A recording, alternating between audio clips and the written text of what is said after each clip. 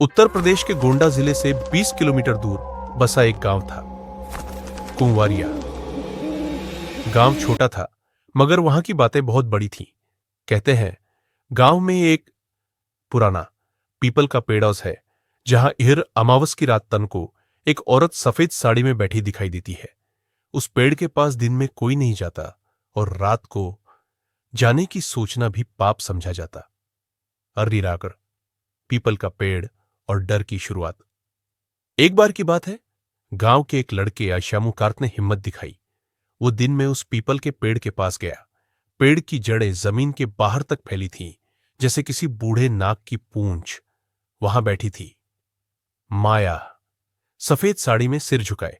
श्यामू डर के मारे कांप गया, पर उसने देखा वो औरत बस चुपचाप बैठी है, कुछ नहीं कहती, कुछ नहीं करती।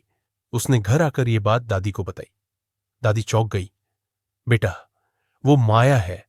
पहले गांव की सबसे सुंदर लड़की थी, लेकिन जिस दिन उसकी शादी होने वाली थी, उसी दिन बारात नहीं आई।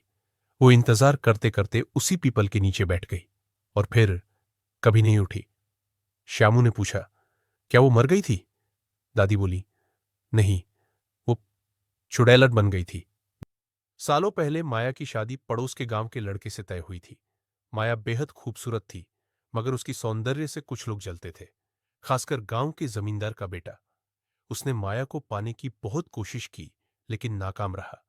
अंत में जब माया की शादी पक्की हुई, उसने तांत्रिक के जरिए वो बारात रुकवा दी। लड़के के घर में आग लग गई और पूरा परिवार खत्म हो गया। माया को जब ये पता चला तो वो टूट गई। सुहाग की रात का जोड़ा पहने हुए वो गांव से बाहर पीपल के पेड़ के नीचे बैठ गई और 3 दिन तक कुछ खाए बिना वहीं बैठी रही। फिर एक रात उसकी मौत हो गई, मगर लोग कहते हैं उसकी आत्मा नहीं मरी। वररवा, हर अमावस को इंतजार। हर अमावस की रात गांव के कुछ लोगों ने देखा, एक औरत लाल सिंदूर लगाए, हाथ में थाल लिए, पीपल के पेड़ के नीचे बैठी रहती है, जैसे अब भी किसी बारात का इंतजार कर रही हो। शुरुआत में लोग डर के मारे दूर रहते थे। फिर गांव में अजीब घटनाएं कॉल्टेन होने लगी। बच्चे बीमार पड़ने लगे, घरों में अपने आप दिए बुझने लगे, और कुछ लोगों ने तो सपने में एक औरत को देखा जो कहती, मुझे मेरा दूल्हा लौटा दो। श्यामू की जिज्ञासा।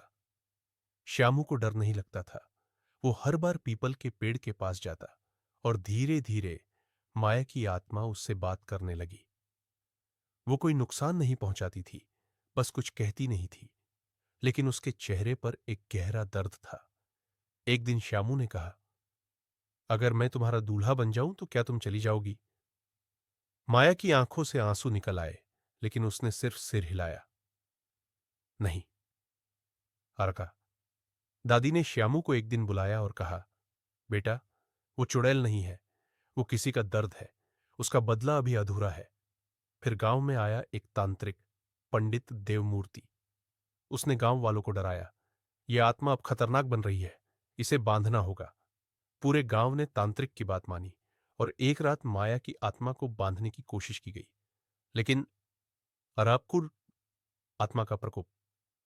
जैसे ही तांत्रिक ने मंत्र शुरू किया, पूरे गांव में तेज आंधी आई, बिजली कड़की, पीपल के पेड़ के आसपास जमीन फटने लगी, और फिर माया की आत्मा ने एक रूप लिया, अर्ध औरत, अर्ध आग भाई।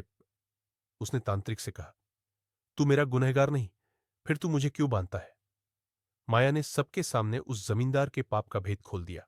जो लड़का उसकी बारात लाने वाला था, वो नहीं मरा था, उसे मारकर चुपचाप दफनाया गया था। वो रत्याक, गांव का गुनाह और माया की मुक्ति गांव वालों ने मिलकर खुदाई की, और सच में वहां एक नरकंकाल मिला, उसी लड़के का। जमींदार के बेटे ने अपना जुर्म कबूल किया। उस दिन पहली बार माया मुस्कुराई। फिर उसने श्यामू से कहा, अब मेरा इंतजार खत्म हुआ, अब मैं जा रही हूं, पर जब कोई लड़की प्यार में टूटी होगी, मैं लौटूंगी, उसकी ताकत बनकर।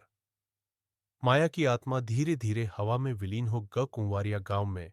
आज भी वो पीपल का पेड़ है, मगर अब वहां डर नहीं है। वहां हर साल लड़कियां दिया जलाती है और माया को याद करती है, एक ऐसी लड़की जिसे प्यार में धोखा मिला, पर जिसने बदला नहीं लिया, इंसाफ पाया।